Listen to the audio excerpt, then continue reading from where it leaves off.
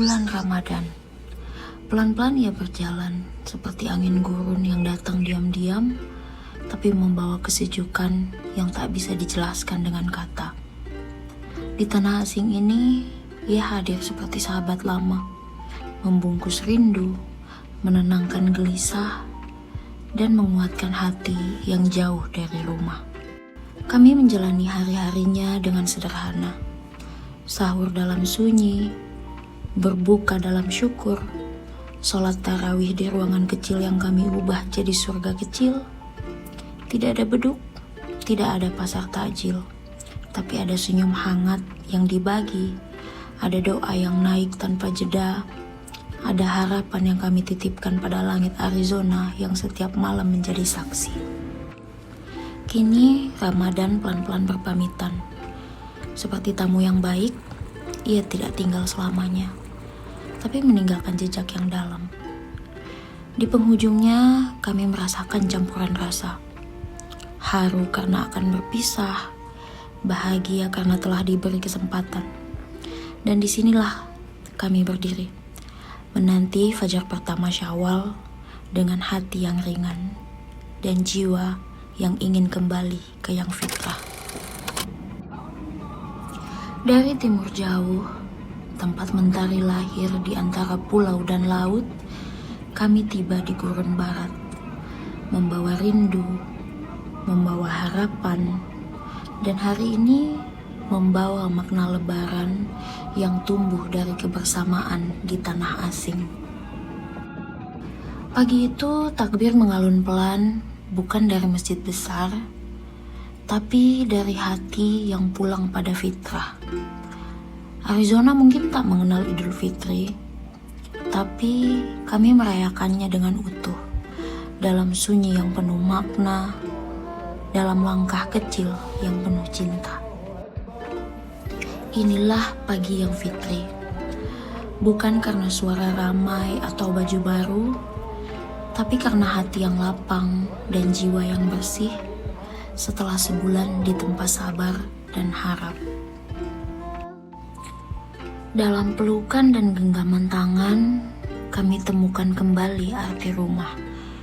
Tidak dibangun dari bata dan genteng, tapi dari rindu yang dipeluk, dari kata maaf yang benar-benar dimaknai.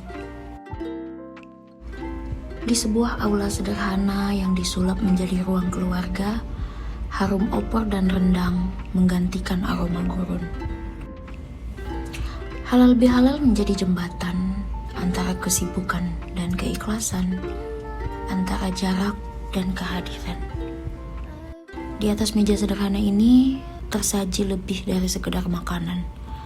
Ada cerita dari kampung halaman, ada kenangan dari dapur ibu, dan ada cinta yang dibawa jauh-jauh melintasi samudra dan waktu.